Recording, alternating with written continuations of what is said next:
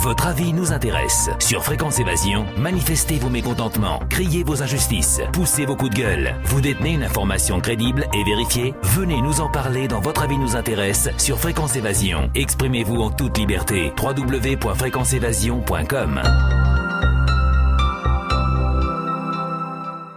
Dans quelques instants sur Fréquence Évasion, votre avis nous intéresse. Vous savez que vous pouvez appeler le 09 79 35 29 60 24 heures sur 24 pour vous exprimer sur tout ce qui vous semble injuste, le gouvernement, les problèmes sociaux, etc. 24 heures sur 24, 09 79 35 29 60. Nous allons parler dans cette émission du grand marché transatlantique, le TAFTA, grâce à Pierre Lenny qui crée des vidéos sur les réseaux sociaux. C'est tout de suite, c'est sur Fréquence Évasion. Chaque jour sur Fréquence Évasion Radio, vos rendez-vous quotidiens. Écoutez Fréquence Évasion en téléchargeant l'application iPhone ou Android et retrouvez-nous sur www.fréquenceévasion.com. Infos, chroniques, interviews et détente. Fréquence Évasion Radio, dites-nous tout. Votre avis nous intéresse sur Fréquence Évasion. Pierre Lenny, bonjour, merci d'être avec nous. Bonjour, Alain. Alors, comment pouvons-nous vous qualifier? Vous êtes un blogueur? Alors, là. Ça se dit podcaster. Alors, ça, c'est le c'est le langage Facebook, hein, mais moi, je me suis mis à faire des vidéos avec une âme citoyenne, en fait. Voilà. Une âme de personnes qui n'avaient rien d'autre comme objectif que d'exprimer sa voix et puis d'exprimer ses idées. À plus large public qu'à sa famille, et puis d'abord de créer de la communication par le biais de Facebook. Voilà. Alors comme beaucoup de citoyens, vous publiez sur les réseaux sociaux qui traitent de plusieurs sujets, notamment sur le TAFTA, nous en parlerons dans quelques instants. Quels sont les sujets qui vous interpellent le plus ? Alors c'est une bonne question parce que je suis quelqu'un de très curieux et c'est vrai que j'aime... aujourd'hui avec la toile on a accès à beaucoup de choses et je vais vous dire ce que j'ai trouvé qui m'a intéressé sur internet, c'est justement tout ce qu'on ne trouve pas dans les médias traditionnels. Et c'est vrai que ça va aller de la politique qui est vue d'un angle d'un angle conspirationniste, ça j'aimerais bien qu'on revienne là-dessus après. Oui, on y reviendra. Et puis effectivement d'avoir des infos sur notamment tout ce qui est positif aujourd'hui, c'est-à-dire toutes les alternatives, que ce soit de la permaculture ou que ce soit des villages, des éco-villages ou des gens qui aujourd'hui fabriquent un monde de novateur, un monde de nouveau. C'est des choses, et puis dans une espèce de contexte alternatif, ça c'est des choses auxquelles on n'a pas accès dans les médias traditionnels. Et moi je suis quelqu'un de positif, je veux voir les choses positives pour l'avenir. Et malheureusement, ou heureusement, en fait, on trouve ces choses-là sur Internet. C'est vraiment dans cette optique-là que j'aime farfouiller et puis voilà, me nourrir des bonnes choses, quoi. Et qui font circuler les véritables informations, parce que les médias travestissent, enfin on nous le dit régulièrement, les médias travestissent l'information, notamment on pourrait aussi parler du spirituel, par exemple on traîne tout ça en dérision alors qu'il y a des réalités. Bon, c'est un exemple parmi tant d'autres. C'est un exemple qui est intéressant d'ailleurs. Donc on travestit, on rigole, enfin, ce qui fait que les gens finalement quand ils écoutent ces médias, ces émissions ressortent encore pire qu'au début de l'émission. Oui, mais tout ça c'est une histoire vraiment d'esprit critique et de capacité à analyser les faits avec beaucoup de recul. C'est ça qui manque aujourd'hui. Parce que je vais vous expliquer moi ma vision des choses. C'est qu'aujourd'hui la société capitaliste, qu'est-ce qu'elle fait au niveau de la compétence? Ce qu'elle fait, c'est qu'elle incite les gens à se spécialiser. Parce que aujourd'hui, avec cette histoire de compétition entre les entreprises et cette pression qui s'organise au niveau mondial, ce qu'on appelle la mondialisation, ça a un effet sur la compétence qui est de la spécialiser. C'est-à-dire que les gens, pour devenir meilleurs, pour devenir plus compétitifs, en fait, ils vont devenir meilleurs, mais dans leur domaine.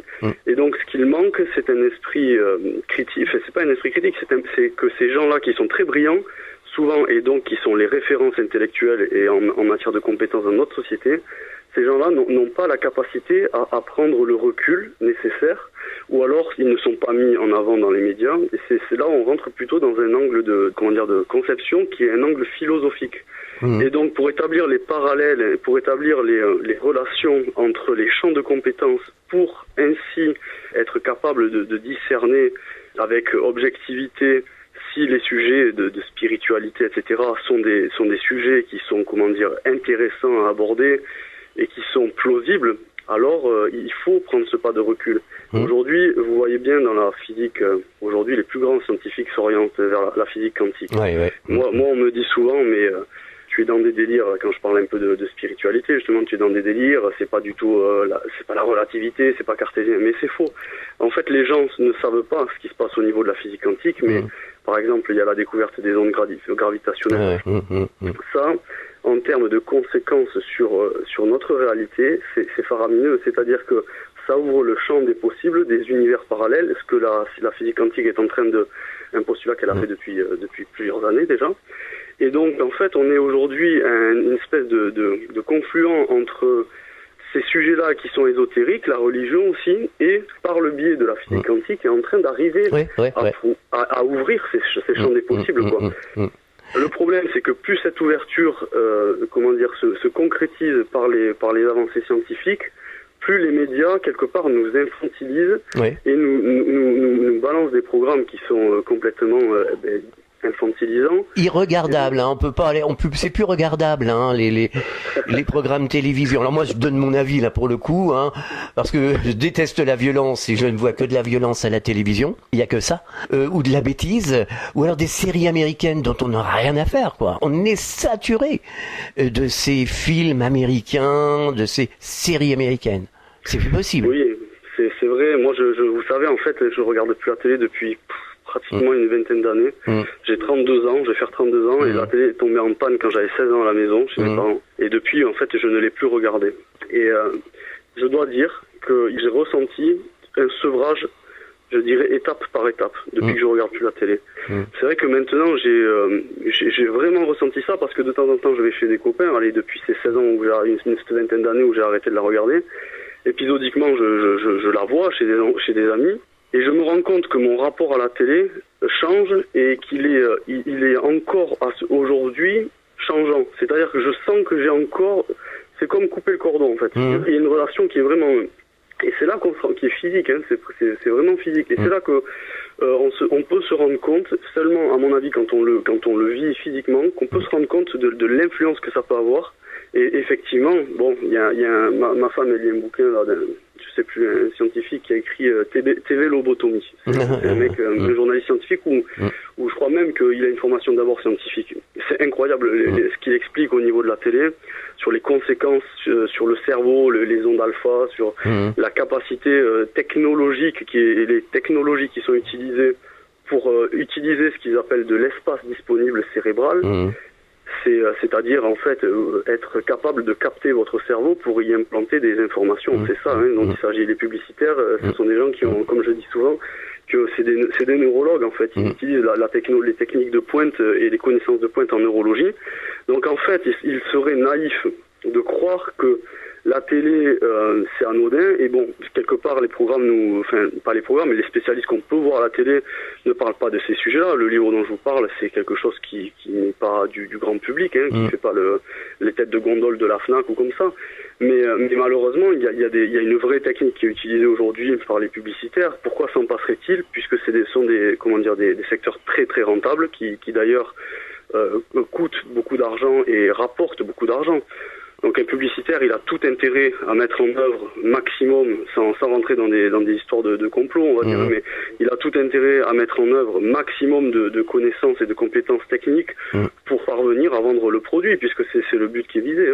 Donc c'est vrai qu'en regardant ça, moi aujourd'hui le conseil que je peux donner, c'est essayer sans la télé. Alors, je pense que dans les auditeurs chez vous, il y a une majorité de gens qui sont plus dans ce système-là, quoi. Donc, alors justement, je suis vraiment surpris d'entendre les gens en général qui nous disent, oh mais moi la preuve, vous venez de me le dire, je ne regarde plus la télé, j'ai jeté la télé par la fenêtre depuis quelques années déjà, ou alors il y en a qui me disent, je m'en sers comme ça pour faire une musique de fond ou pour ne pas être seul, mais je ne l'écoute pas vraiment, je la laisse allumer comme ça, je la regarde en diagonale. C'est énorme. Et puis tous ceux aussi qui disent, quand je regarde un film, je vais faire un tour aux toilettes, je zappe la publicité, quoi. Bon, voilà. Et donc visiblement la télévision n'a plus l'impact qu'elle avait avant. Oui, alors je crois qu'il y a vraiment un monde un peu binaire qui se dessine à l'horizon, autant dans tous les niveaux de la société, c'est-à-dire dans le travail, il y a la classe moyenne qui disparaît, il y a deux classes qui apparaissent, les pauvres et les plus riches, au niveau financier. Je pense qu'au niveau intellectuel, c'est pareil. Il y a des gens qui s'émancipent et puis qui disent, qui sortent du joug de la pensée unique et de la pensée médiatique finalement, et de plus en plus. Et en contrepartie, il y a quand même des gens qui restent beaucoup. Moi, ça me touche parce que je peux plus, qui restent beaucoup attachés à cette habitude de la télé, puis qui moi j'ai entendu récemment là, des amis qui me disent mais moi je peux pas vivre sans télé, et ça m'a fait de la peine, des collègues de boulot. C'est vrai que je pense que globalement, effectivement, comme vous dites, il y a un réel changement dans la société qui se fait, mais il y a encore des gens, on peut constater, qui ont sacralisé, enfin qui voient encore la télé comme ce truc sacré, quoi, qui occupe leur vie, qui fait quand vous dites qu'il y a des gens qui gardent le poste allumé pour faire un bruit de fond, moi ça je trouve ça terrible parce que je le comprends parce que c'est vrai qu'être seul aujourd'hui, on nous a pas appris à prendre du temps seul et à être par exemple dans faire de la méditation à l'école ou des choses comme ça. C'est pas dans nos sociétés, c'est pas des habitudes. Il y a des fois dans les familles ce besoin de d'occuper l'espace, parce que la société de consommation, elle nous amène à ce que ce soit une habitude. On va dans un magasin chez Leclerc ou chez Carrefour, il y a du bruit, il y a de la lumière. En fait, on est baigné dans cet univers de consommation qui fonctionne avec une stimulation permanente de nos 5 sens. Donc ça devient presque un univers sécurisant en fait. Et c'est vrai que le calme, ça peut devenir inquiétant, ça peut devenir synonyme de solitude et puis de remise face à soi, et oui, ça peut être angoissant d'être tout seul face à soi-même, je peux le concevoir. Alors je pense que la télé, elle occupe vraiment un rôle social. Elle remplace le lien qu'on a perdu, enfin le lien, elle prend la place des gens, des humains. Ouais, exactement, c'est ça. Et puis, de la famille. Dans un monde, et puis comme on est dans un monde où on s'isole, on est de plus en plus isolé par le jeu du travailler plus pour gagner plus. Je dirais moins pour gagner moins. Oui, mais bon, c'est le théorème magique, c'est pour gagner plus. Et c'est tout ça, ce sont des mécaniques qui créent des engrenages communs, c'est-à-dire qu'on travaille plus, donc on va aller acheter sa bouffe toute faite sous plastique parce que c'est plus simple. On rentre à la maison et puis il y a la babysitter qui s'est occupée du gamin, on n'a pas vraiment le temps de s'en occuper. Pour s'occuper des gosses, en fait, on prend des congés maternité de 3 mois, 6 mois, et puis c'est déjà énorme. On est dans cette société où le temps et la question de prendre le temps est devenu un vrai sujet philosophique. Et la télé, elle participe à accompagner, je pense, cette espèce de fond d'occupation de l'espace, un fond sonore, un fond visuel qui nous maintient. Un peu, c'est comme aller à Paris. Moi, là, je vais à Paris de temps en temps. Et on dit souvent qu'à Paris, il y a un rythme, ça va vite, tout ça, mais qu'on s'y fait. Les Parisiens, c'est vrai qu'ils ont du mal à... Ceux qui sont vraiment attachés à Paris, ils disent, quand je vais en province, waouh, au bout d'un moment, je m'embête parce que c'est trop calme, ça bouge pas. C'est un peu pareil. En fait, je pense que l'homme est capable de s'adapter à tout environnement, et puis c'est une question d'habitude, et il y a une question de sevrage. Alors après, la question, c'est est-ce que c'est bon pour nous, est-ce que ça nous fait du bien? Chacun est libre de voir sa vie comme il l'entend et de la vivre comme il l'entend. Votre avis nous intéresse sur Fréquence Évasion. Quelque part, il y a quelque chose qui a changé, parce qu'avant, quand on regardait la télé, on regardait un programme, on regardait un film, une émission, et après, on était content, on était satisfait. Et ça nous faisait rêver. Aujourd'hui, les gens disent justement, ils la mettent en fond sonore, c'est qu'ils ne la regardent plus. C'est vrai. Ils ne la regardent plus. Maintenant, il reste juste un pas à franchir pour justement se retrouver entre amis, en famille, et discuter et être ensemble. C'est ça c'est qu'il faudrait que les personnes maintenant se réunissent. Ce qui est intéressant dans ce que vous dites, c'est que si demain, en fait, c'est comme si on était au stade de l'éclosion du papillon, quoi. Et tout peut être déclencheur. Par exemple, la politique aujourd'hui peut être, elle est déclencheuse de réunions. Il y a des gens qui se réunissent pour fabriquer des alternatives. Ouais.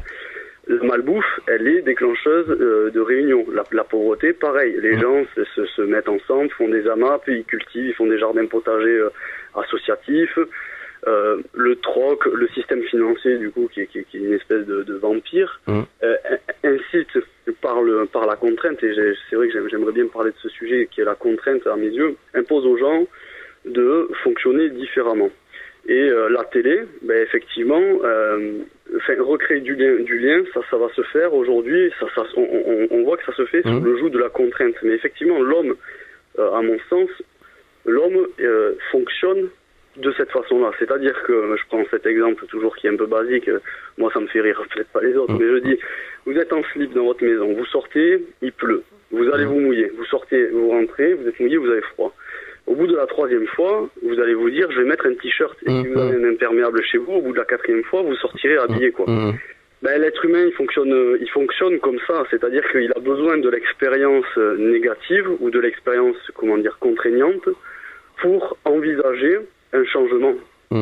Tant que la télé est pas une contrainte, est vécue comme un plaisir et non comme une contrainte, il y a pas de raison que par magie dans les cerveaux des gens s'allument des lueurs qui leur fassent envie d'autre chose. Par contre, c'est vrai que la pauvreté, je reviens à ça, la pauvreté des programmes, à un moment donné, moi je me souviens encore de mon beau-père qui est un sacré intellectuel, qui venait s'asseoir sur le canapé et qui zappait, et puis il faisait 4 fois le tour des chaînes. Il disait, il y a que de la merde. Mais j'ai entendu, toute mon adolescence, j'ai entendu les gens se mettre devant la télé, tourner les 6 programmes avec la commande, et dire, c'est pourri, et rester lobotomisé devant. Et donc, à un moment donné, c'est vrai que quand les programmes sont vraiment nuls, à un moment donné, on a fait 4 fois, 5 fois le tour, on reste un peu assis devant, et puis on zappe, et après on éteint le poste.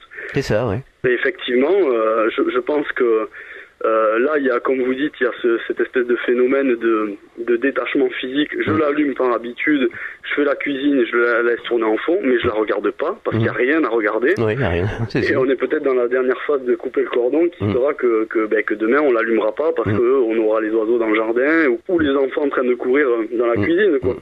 Alors, par contre, les auditeurs nous disent, la violence à la télévision, ils ne la supportent plus, notamment pour leurs enfants. Ils parlent des séries télévisées, on en parlait en début d'émission, les films qui sont de plus en plus violents, on voit des psychopathes, parce qu'ils les appellent comme ça, les psychopathes qui courent partout dans les hôpitaux, dans les morgues, enfin partout. Ils me disent, il y a toujours un pétard braqué sur nous, comme ça, on change de chaîne, hop, on trouve un autre pétard, on tombe sur un autre hystérique qui court dans tous les sens. Ils en ont assez. Ils en ont assez. Et beaucoup m'ont dit, on a sauté le pas justement à cause de la violence à la télévision. En premier, c'est peut-être pour arriver vers le taffetat.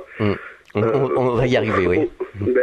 Finalement, la violence qu'on voit à la télé, c'est une violence qui est insufflée ou distillée depuis les États-Unis. C'est un pays qui, je vais faire peut-être des raccourcis qui pourraient paraître un peu bêta, mais en France, les armes sont pas autorisées, là-bas elles sont autorisées. Il y a une espèce de culture comme ça de la violence qui est né, libéral de la vie, c'est-à-dire on a le droit de faire ce qu'on veut, on a le droit d'avoir des armes si on en a envie. C'était d'un point de vue libertaire. Mais par contre, effectivement, on retrouve aujourd'hui toute cette violence dans les séries. On peut se poser la question.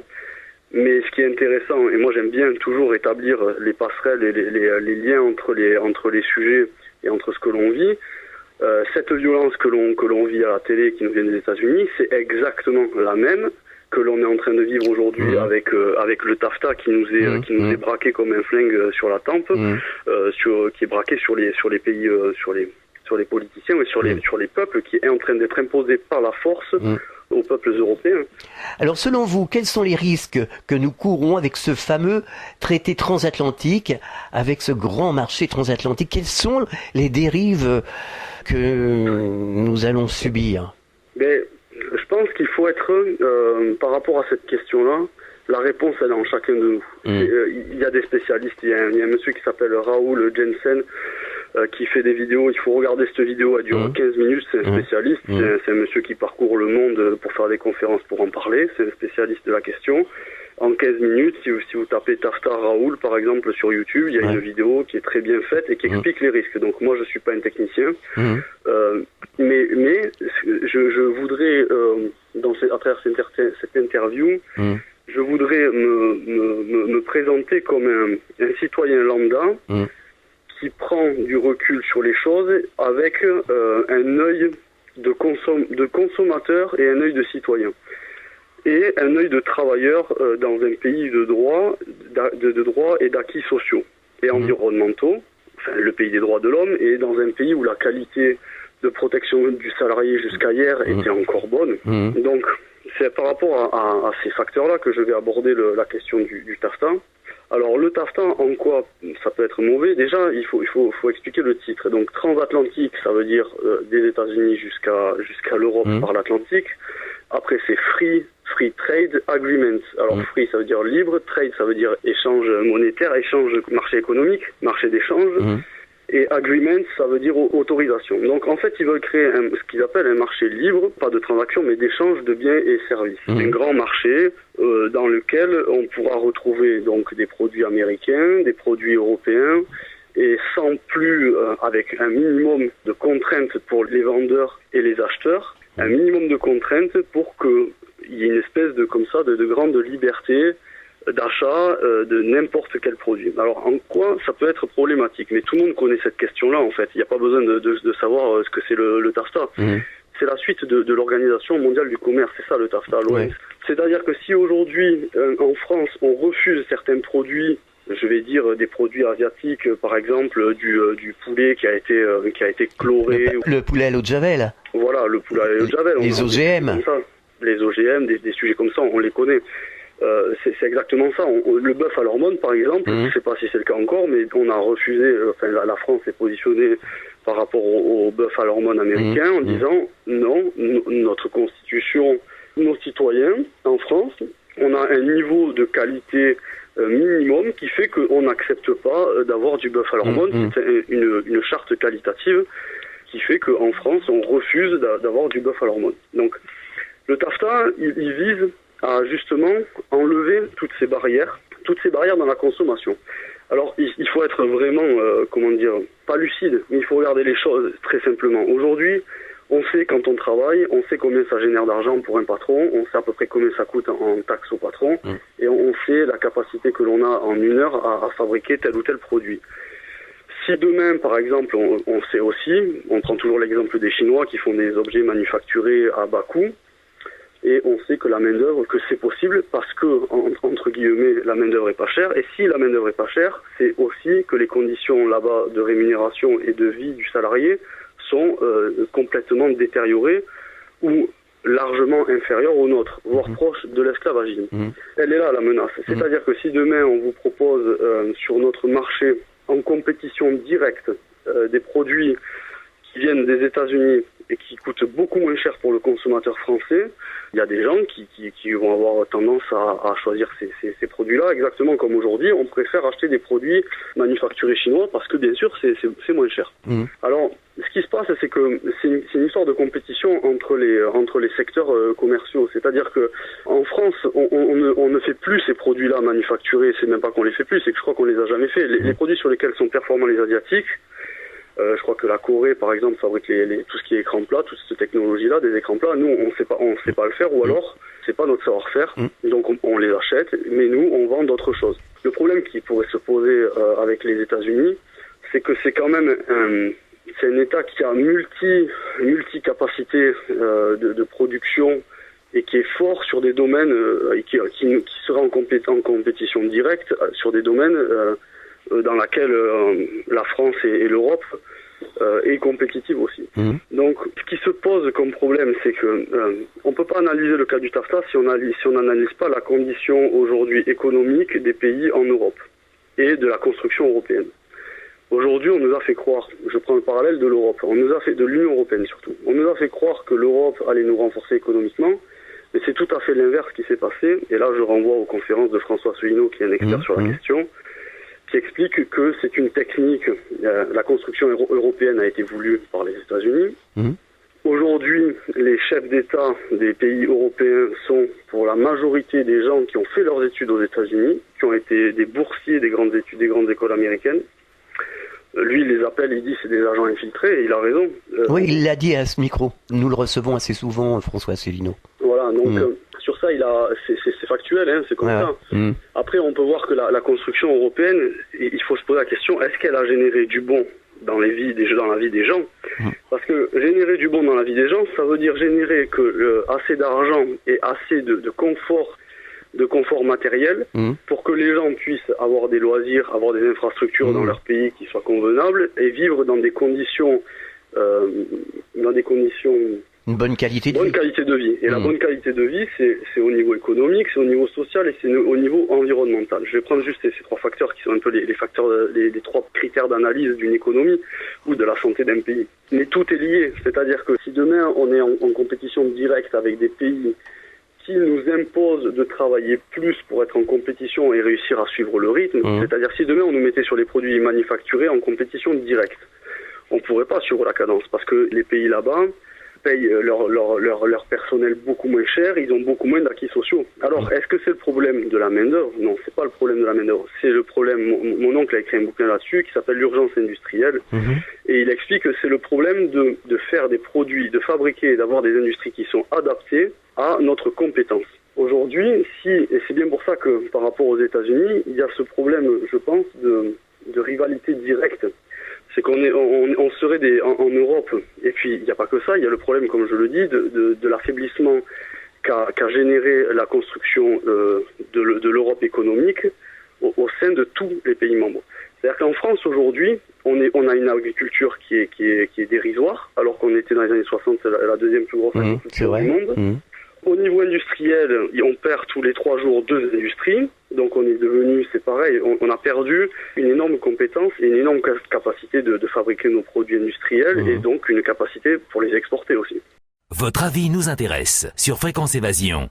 Et on voit le problème des agriculteurs d'ailleurs en ce moment. C'est ça, mais c'est le problème de l'OMC en fait, l'Organisation mondiale du commerce, et tout ça, ça a été manipulé par la construction. C'est un très grand sujet, j'essaie de recouper bien les choses, mais ça a été manipulé par cette construction européenne qui a voulu fédéraliser, qui a voulu fédérer des pays, mais en les spécialisant, en disant par exemple, le potager de l'Europe, ça sera l'Espagne ou le Maroc. Ce qui est absurde au niveau de l'eau disponible pour les cultures, parce qu'il fait très chaud, il y a beaucoup d'évaporation. Et en France, on est un pays qui a beaucoup plus de moyens en eau et des terres plus agricoles, beaucoup plus agricoles, et même un savoir-faire beaucoup plus adapté. Mais en fait, la construction européenne, en spécialisant les pays, elle leur a enlevé leur capacité d'indépendance pour être autosuffisant et pour être fort économiquement. C'est ça qui s'est passé.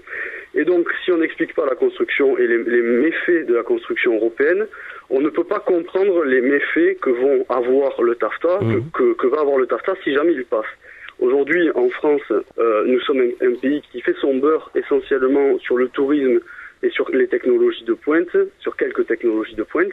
Mais ça ne suffit pas, on est dépendant de beaucoup de pays pour fonctionner, on est dépendant de beaucoup de pays au niveau de beaucoup de matières premières pour être autosuffisant, pas pour être autosuffisant, pour survivre, pour vivre. Et donc, à ce titre-là, on est en dépendance. Et ce problème de dépendance, il est lié à la faiblesse du tissu économique qui a été préparé et qui a été orchestré par la construction européenne. Donc le TAFTA, finalement, aujourd'hui, il vient s'insérer. Ça fait un moment que la construction du TAFTA a été mise en route, depuis les années 70, je crois, même avant. Mais c'est dans ce cadre-là que s'inscrit le TAFTA. Et c'est en ça que c'est dangereux. C'est-à-dire que la question, on ne peut pas se dire est-ce que c'est dangereux, est-ce que c'est pas dangereux. La question, elle ne se pose pas. C'est dangereux. Mais la réponse, elle est claire, elle est catégorique. C'est dangereux dans le sens où le pays est faible aujourd'hui. Si on est faible économiquement parlant, il y a une industrie et une agriculture qui sont les piliers de l'économie d'un pays. L'économie d'un pays, c'est la production, c'est l'agriculture. Après, c'est la transformation, ce qu'on appelle le secteur primaire. Après, le secteur secondaire, qui est l'industrie, c'est-à-dire la transformation de produits agricoles. Et enfin, le tertiaire, qui va être le domaine des services, des biens et des services. Donc, si on prend une patate, par exemple, on cultive une patate, on la met en conditionnement, on en fait un produit alimentaire vendable en grande surface. Et dans un troisième temps, il y a une entreprise qui s'appelle Carrefour qui vend qui vend des patates surgelées qui s'appelle Mackin ou avec un autre, je sais pas comment ça s'appelle.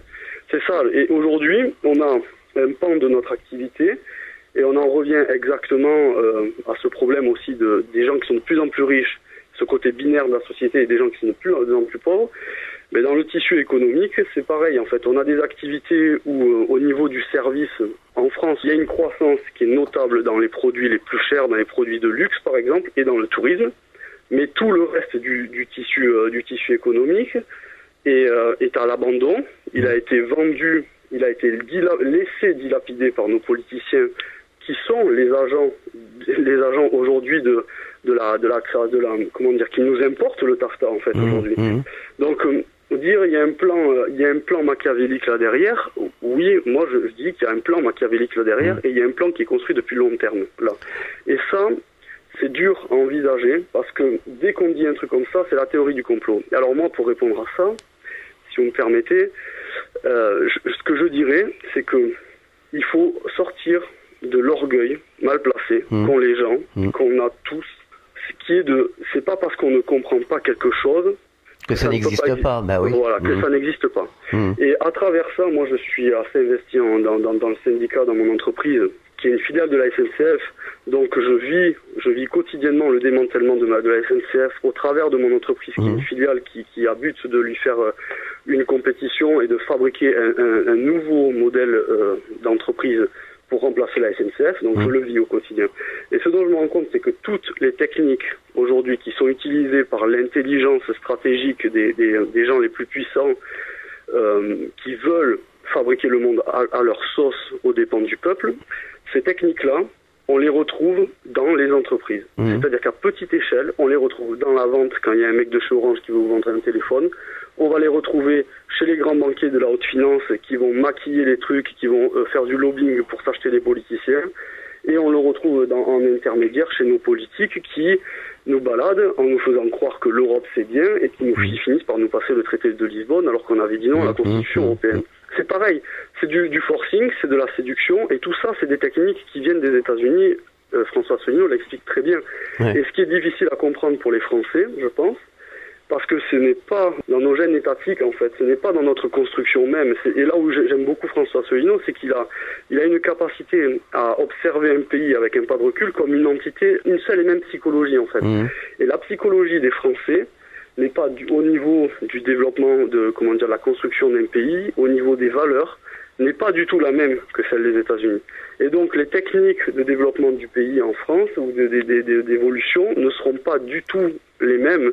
Et pour illustrer ce propos, il faut voir que les États-Unis se sont construits, c'est un pays qui s'est construit par la guerre, par l'impérialisme au sein même de leur pays.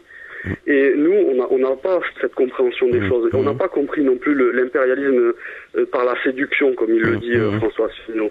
Aujourd'hui, ce qu'ils sont en train de nous faire, c'est d'utiliser des techniques de séduction qui sont des techniques, des techniques de guerre, mais de guerre par la séduction. Et ça, en France, on se rend pas compte que c'est de la séduction. Et on se rend pas compte que c'est pour notre asservissement quelque part. On marque une pause, on revient dans quelques instants. Votre avis nous intéresse. Sur Fréquence Évasion, manifestez vos mécontentements, criez vos injustices, poussez vos coups de gueule. Vous détenez une information crédible et vérifiée? Venez nous en parler dans Votre avis nous intéresse sur Fréquence Évasion. Exprimez-vous en toute liberté. www.fréquenceévasion.com. Fréquence Évasion. Fréquence Évasion. Votre avis nous intéresse, c'est la dernière partie de l'émission. Nous sommes toujours en compagnie de Pierre Lény. Nous parlons du TAFTA, de tout ce qui va pas, du grand marché transatlantique. Vous savez que vous pouvez donner votre opinion sur le 09 79 35 29 60, 24 heures sur 24. Exprimez-vous sans restriction. Votre avis nous intéresse sur Fréquence Évasion. Nous avions reçu Pierre Hillard sur le nouvel ordre mondial et certains nous disent le TAFTA, c'est encore un pas vers le nouvel ordre mondial. Ben là, on va rentrer dans la théorie du complot. Oui, mais c'est pas un complot, ça existe. Oui. C'est une phrase qu'on sert à... Tous les 5 minutes, on entend la théorie du complot, la théorie du complot. De toute façon, des complots, il y en a partout. Voilà, bon. Mais c'est ça que j'avais envie de dire exactement.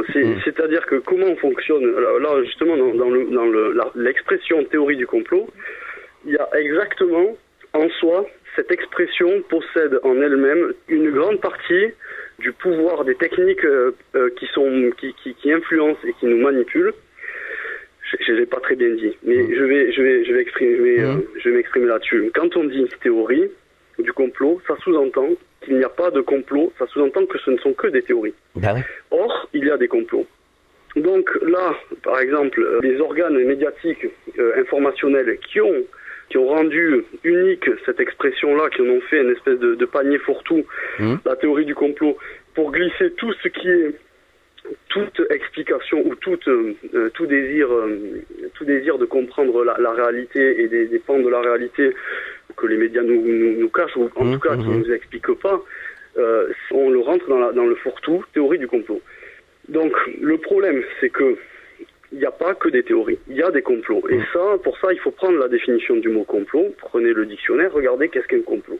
Aujourd'hui, les États, j'ai pas la définition sous les yeux, mais c'est quelque chose qui est fait dans le dos, qui est fait dans le dos par exemple, dans le dos du peuple. S'il y avait un complot des politiciens, alors c'est qu'il y a une organisation qui est faite dans une forme de secret et qui tend à avoir une action sur les gens qui sont mis à l'écart du secret. Ben, aujourd'hui, je suis désolé, la construction européenne, le traité de Lisbonne, les chemtrails, par exemple. J'allais en parler, oui, justement. Les gens nous disent, enfin, on les voit tous les jours, les médias n'en parlent pas, donc c'est encore la preuve qu'il y a bien des tabous dans les médias, et ça, ils le disent, les gens.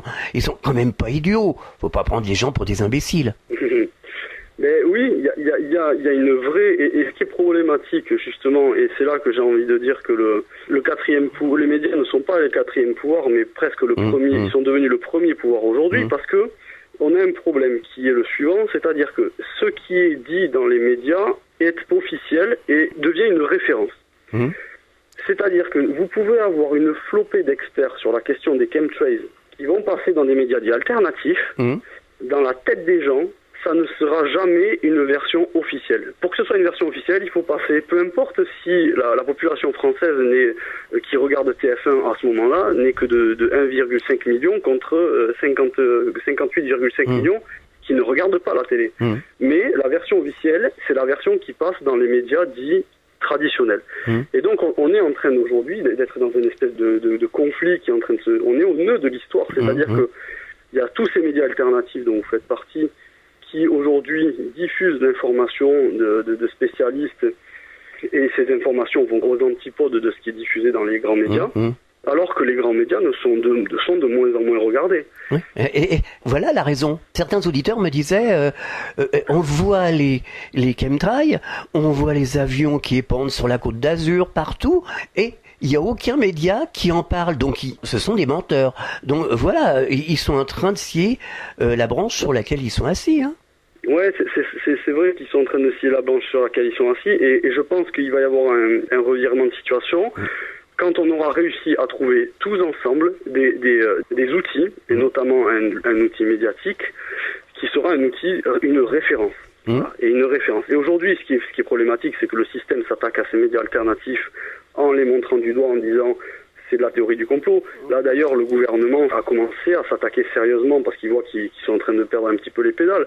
Donc il voit que les jeunes maintenant commencent à dire c'est le plan du nouvel ordre mondial. Il voit que en fait la pensée commune est en train d'être complètement disloquée et que le contrôle des cerveaux leur échappe en fait. Donc ils sont en train d'essayer de faire la guerre à ça. Ils ont mis un youtubeur en place là qui a fait 800 000 vues, qui explique qu'il faut pas croire à tout ce qu'on dit sur Internet. Les gens sont pas idiots. Et puis l'information est passée, c'est trop tard maintenant. Enfin, c'est ridicule. Oui, je pense que c'est trop tard et on est au moment où c'est en train de basculer. Moi, ce que j'aimerais voir à l'horizon, c'est que les gens qui aujourd'hui travaillent pour proposer des alternatives arrivent à créer des outils communs qui fassent référence, en fait, qui fassent référence avec du sérieux, ce qu'il faut, parce qu'en fait, les gens, ils sont passés de TF1 avec des ministres habillés en costard-cravate. Si demain, on leur met des gens qui parlent d'ésotérisme sur des radios alternatives, ça n'a pas l'allure de la référence, ça n'a pas les codes pour lesquels on a été nourri, avec lesquels on a été nourri de la référence. C'est-à-dire, dans la tête des gens, ce qui est officiel... Ça change parce que nous, par exemple, on a une émission qui s'appelle La Clé du Mystère. Eh bien, si vous saviez le nombre de compliments qu'on reçoit, c'est pas pour dire, mais bon, ça existe. On nous dit, enfin, vous traitez le sujet d'une manière normale. C'est pas comme les médias, justement, les médias nationaux, hein, qui ont, c'est vrai, depuis des décennies, traîné ça. Enfin, c'est du n'importe quoi, c'est de la rigolade. Et ils nous disent, vous faites un bon boulot, donc les gens s'en aperçoivent. Aujourd'hui, ça passe plus. Je pense en fait. Moi, c'est vrai que j'arrive pas à être objectif parce que quand je vais sur Facebook, ma seule façon d'avoir du lien entre guillemets intellectuel ou des conversations sérieuses, ça va être sur les réseaux sociaux. Mais on trouve sur les réseaux que les gens qu'on a choisis aussi. Oui, enfin nous, en tant que radio généraliste, on a une palette de personnes complètement différentes. Et on a l'impression, on voit que sur les réseaux sociaux, ces gens convergent, se réunissent et pensent quand même quelque part la même chose. Mais c'est bien, et ça, du coup, vous me l'apprenez parce que moi, je ne saurais me positionner par rapport à ça objectivement. Mais ce qui est intéressant, c'est que les gens, ils ont besoin de ça évolue et puis ça évolue vite. Ça évolue, oui. C'est positif, c'est positif. Pour répondre à cette question du TAFTA, je m'en fais pas. Je m'en fais pas parce qu'il y a des gens qui maintenant prennent leurs responsabilités, même au niveau politique. Il y en a qui sont de plus en plus crapuleux, mais il y en a aussi qui commencent à se positionner, à dire on n'est pas d'accord. Bon, la question du TAFTA, là, il y a le général de Tauzin. Bon, moi, je suis pas du tout partisan ou pas partisan du général Tauzin, mais je vois, il a posté sur Facebook, il se positionne. Alors c'est quelqu'un qui a une certaine une image d'influence. Il y a des partis comme l'UPR et il y en a d'autres. Bon, moi j'aime bien l'UPR, hein, c'est pour ça que je parle de l'UPR, mais je trouve que c'est un parti qui est c'est un mouvement. D'ailleurs, c'est un mouvement, c'est un parti politique, mais qui est fait de gens du peuple, qui est sérieux. Et il y a des adhésions, il y a beaucoup d'adhésions tous les jours à l'UPR. Donc ça veut dire qu'il y a un vrai tressaillement, il y a un vrai changement dans les mentalités.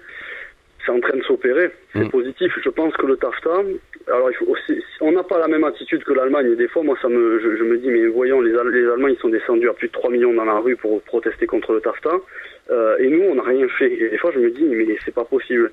Mais encore une fois, on n'est pas les Allemands, et donc on ne sait pas comment va réagir le peuple français demain s'il venait à nous poser ça sur la table. Ils sont en train de le faire, hein, là, dans l'ombre. Qu'est-ce qui va se passer? Moi, je pense qu'on est un peu on est un peu ce peuple, on a ce côté un peu gaulois là, un petit peu allez, quand c'est le dernier moment, ça y est, ben on y va, et on a ce côté un peu belliqueux là, on n'est pas comme les Allemands, on réagira pas pareil, il faut pas se positionner, il faut pas se comparer quoi. Mais je pense que ça passera pas, le TAFTA, et même si ça venait à passer, je crois que d'ici là il y a beaucoup de choses. Là, il y a les agriculteurs qui sont pas contents. Là, je peux vous assurer aujourd'hui que la SNCF, ça va être le sujet de demain. L'État, si je peux me permettre de glisser un petit mot, du coup, agit comme une dictature aujourd'hui de façon très limpide, a imposé que les règlements de travail de la SNCF, qui s'appelle le RH77, il y avait des discussions pendant 2-3 ans qui n'ont abouti à rien avec les syndicats. Donc l'État, qu'est-ce qu'il a fait? Il a passé une loi qui impose qu'en juillet 2016, le texte de travail de la SNCF soit aboli. Donc en fait, maintenant, pour imposer sa légitimité, pour imposer sa voix, l'État maintenant, ce qu'il fait, c'est qu'il pose une loi de telle sorte que si les syndicats venaient à s'opposer ou à essayer de négocier autre chose, eh bien, ils seraient jugés hors la loi. Donc ça, c'est très très pervers. Et maintenant, c'est vrai que il y a cet outil qui est de poser une loi pour interdire toute opposition. C'est nouveau. Je crois que l'État français ne l'avait jamais fait. Et dans le cas de la SNCF, je peux vous assurer que je pense que ça va être une bataille qui va faire beaucoup parler. Parce que la SNCF, c'est la dernière entreprise en France, c'est le berceau déjà du syndicalisme en France. C'est une entreprise qui a 77 ans d'ancienneté. Les médias tapent dessus parce que c'est exactement le nœud c'est le nœud du développement syndical en France et c'est le foyer d'une grève potentielle. Pourquoi ? Parce que c'est une activité dans laquelle on peut bloquer le pays. Et je pense qu'il y a un vrai travail qui est fait dans l'ombre depuis très longtemps pour saboter la SNCF parce que c'est vraiment le pilier fondateur des acquis sociaux en France et c'est vraiment l'endroit d'où ça peut partir demain. Et moi je pense qu'avec les grèves de la SNCF, je pense qu'il va se passer quelque chose avec la SNCF parce qu'il y a les routiers, il y a les agriculteurs, il y a tout un pan comme ça de filière économique là, du pays qui commence à tirer vraiment la langue et ça commence à être difficile. Je pense que d'ici quelques mois là, ça va être, il va y avoir des choses, ça va bouger, ça va se cristalliser quoi. Votre avis nous intéresse sur Fréquence Évasion. Alors vous publiez des vidéos sur les réseaux sociaux, nous en parlions en début d'émission. Avez-vous des retours et si oui, comment réagissent les gens en général ? Ben moi en fait, je suis un peu coquin, un peu taquin, c'est-à-dire il faut, hein. Vous voyez, moi, mon but, c'est d'être, c'est de faire en sorte qu'on ne puisse pas me mettre une étiquette dessus.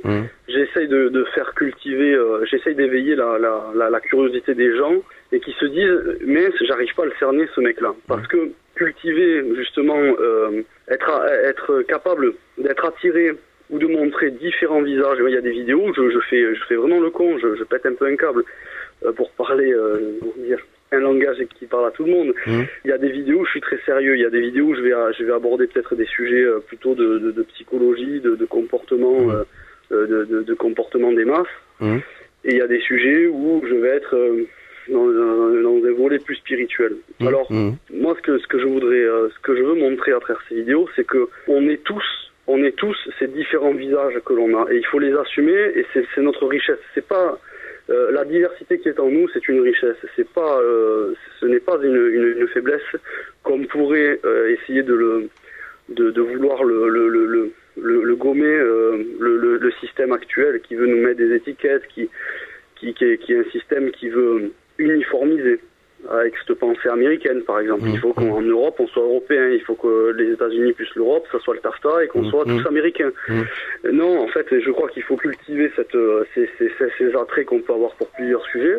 Il faut en parler modestement. Moi, il y a des sujets dont je parle, je m'exprime. Et moi, ce que j'essaie de faire à travers ces vidéos, c'est de me mettre à nu, de montrer que aujourd'hui, notamment dans l'état d'urgence, c'est très important de s'exprimer et d'avoir du lien, de recevoir des commentaires. Donc là, j'ai dit, vous me posez la question, quel commentaire vous avez ? Il y a des gens, des fois, ils s'étonnent, ils me disent, mais c'est complètement barré. Et d'autres fois, il y en a qui me disent, c'est super ce que tu dis. Tu dis tout haut ce que moi, je pense tout bas, mais que je n'oserais pas dire. Et moi, j'ai envie vraiment, s'il y a des auditeurs qui écoutent, j'ai envie de leur dire, et je leur dis, prenez une caméra, prenez un iPhone, un téléphone, filmez-vous, parce que filmez-vous en train de parler. Parce que le média de demain, c'est vous, en fait. Nous sommes nos propres médias. Et pour établir le lien, il n'y a rien de mieux, je pense, aujourd'hui, par rapport à la communication qui a été complètement démontée dans ses codes les plus justes. Aujourd'hui, une communication, ce qu'on voit à la télé, c'est que c'est une bataille entre deux personnes. Et pour avoir raison, pour avoir le dernier mot, c'est une bataille d'influence. Ça veut rien dire ce que je dis, mais c'est une bataille dans laquelle il doit y avoir un vainqueur. C'est ça qu'on nous montre de la communication. Alors qu'en fait, la communication, c'est avant tout un partage pour faire évoluer les deux personnes. Et ce que je pense, c'est que le format vidéo, il favorise le fait de remettre dans un bon ordre et de remettre les vraies valeurs de la communication au centre et de faire de la communication un outil d'évolution alors qu'il a perdu cette qualité-là. C'est-à-dire que quand on fait une vidéo, la personne qui reçoit la vidéo, elle ne peut pas répondre sur l'instant. Elle ne peut pas dire non, je suis pas d'accord avec toi. Et elle ne peut pas couper la personne. Elle ne peut pas user de toutes ces stratégies communicatives de déstabilisation de l'autre. Les médias nationaux surtout. Et par les médias aujourd'hui sur les plateaux télé comme exemple dont on se nourrit en fait tous les jours.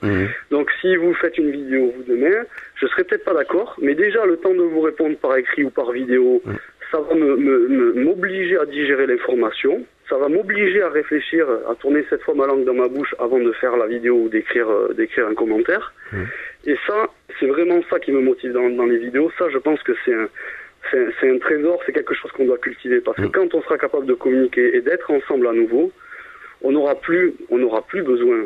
C'est un problème d'éducation aujourd'hui. C'est-à-dire que si on devait créer un nouvel agencement politique aujourd'hui, entre tous les leaders qui ont des gens qui les suivent et qui eux-mêmes sont fragiles et puis qui ont peur de travailler avec d'autres leaders, entre guillemets, ou d'autres personnes compétentes, parce que le mot leader n'est pas forcément adapté, on n'y arriverait pas parce qu'il y a des problèmes de capacité humaine à le faire.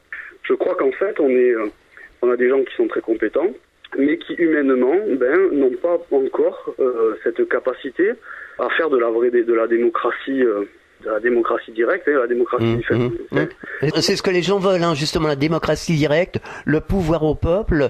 On l'entend tous les jours. Les gens nous disent on n'a plus besoin et on ne veut plus de politique. On veut qu'un représentant. Moi, je me mets en avant sur Internet parce que c'est l'état d'urgence et il faut sortir de cette folie de la peur, parce que la peur nous empêche l'action.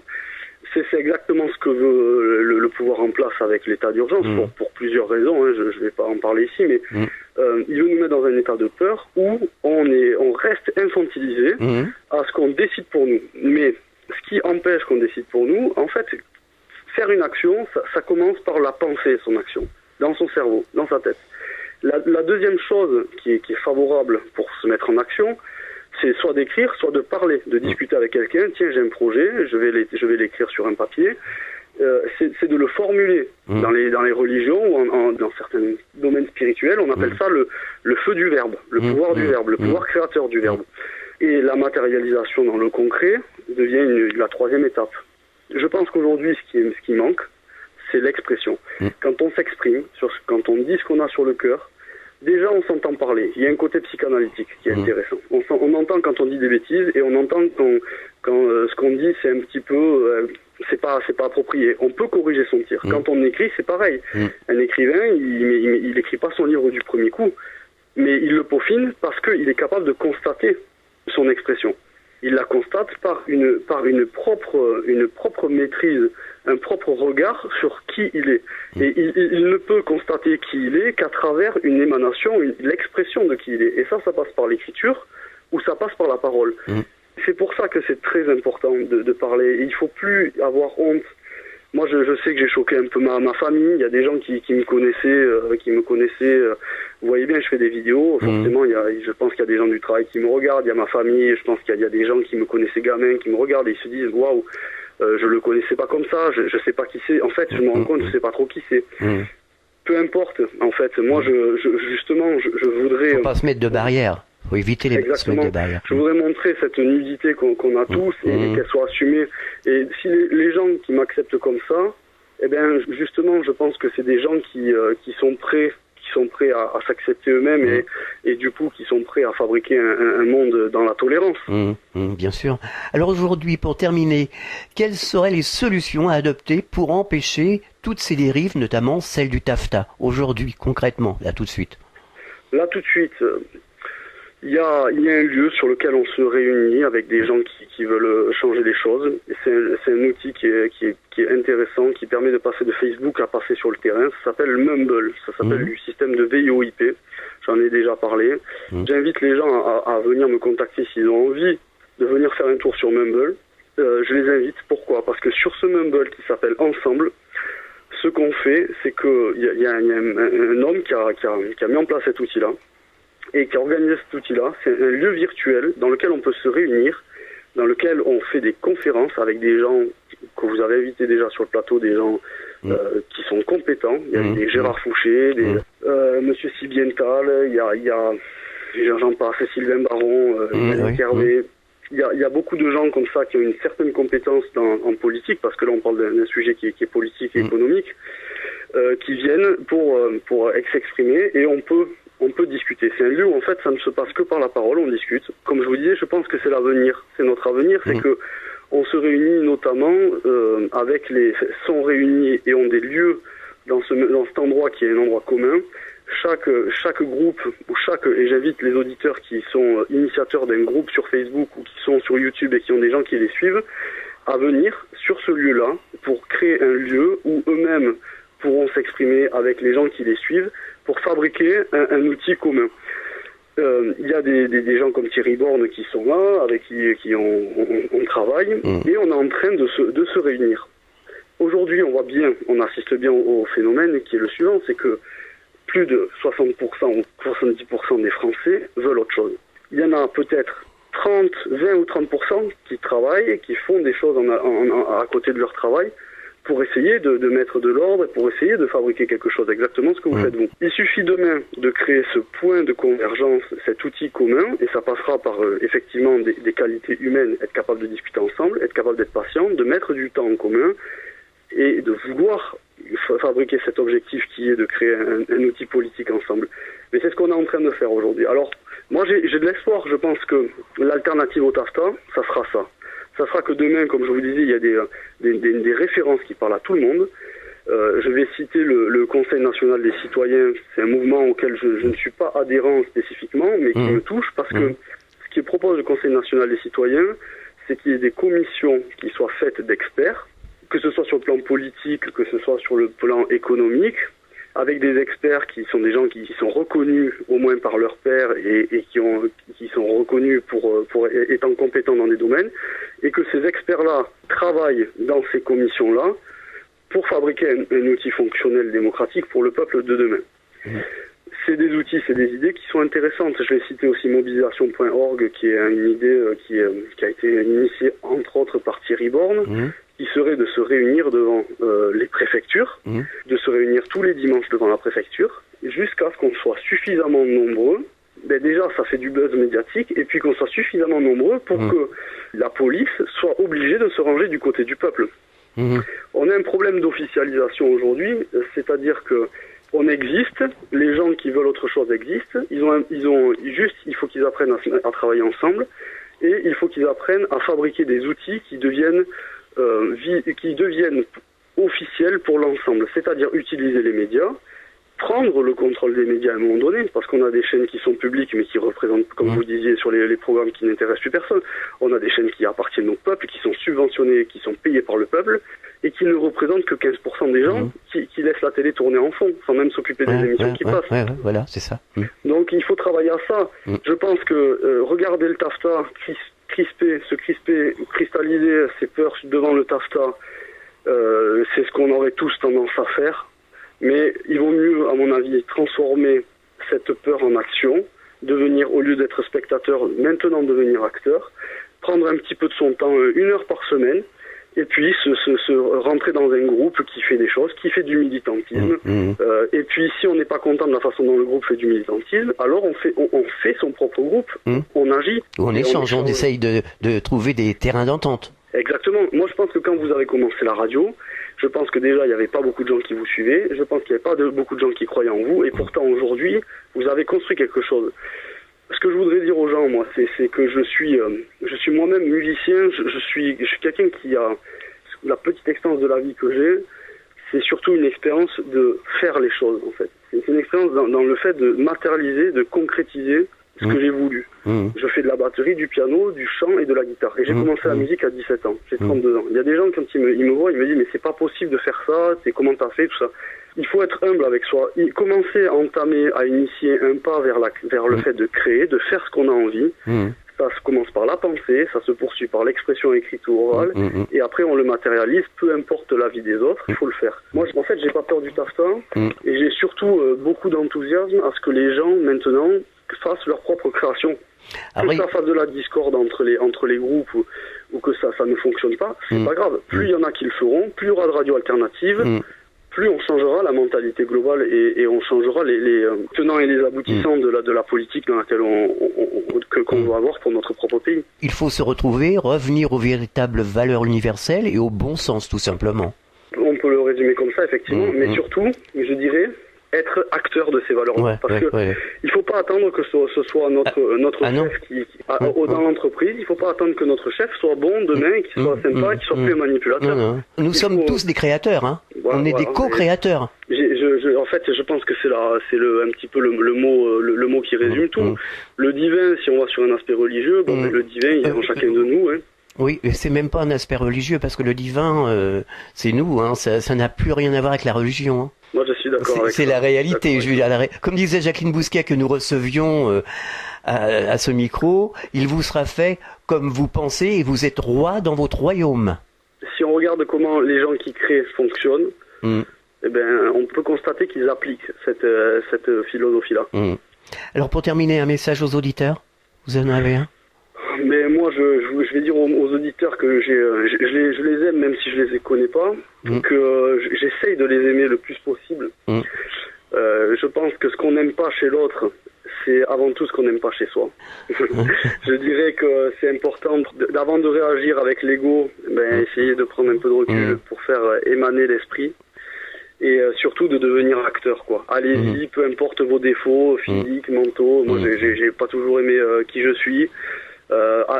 Apprenez à vous aimer, et puis le monde extérieur n'est que le reflet de ce qu'il y a à l'intérieur de nous, quoi. Merci Pierre Ligny et bon courage pour la suite en tout cas. Au revoir. Merci. Au revoir. Votre avis nous intéresse. Sur Fréquence Évasion, manifestez vos mécontentements, criez vos injustices, poussez vos coups de gueule. Vous détenez une information crédible et vérifiée? Venez nous en parler dans Votre avis nous intéresse sur Fréquence Évasion. Exprimez-vous en toute liberté. www.fréquenceévasion.com. Fréquence Évasion.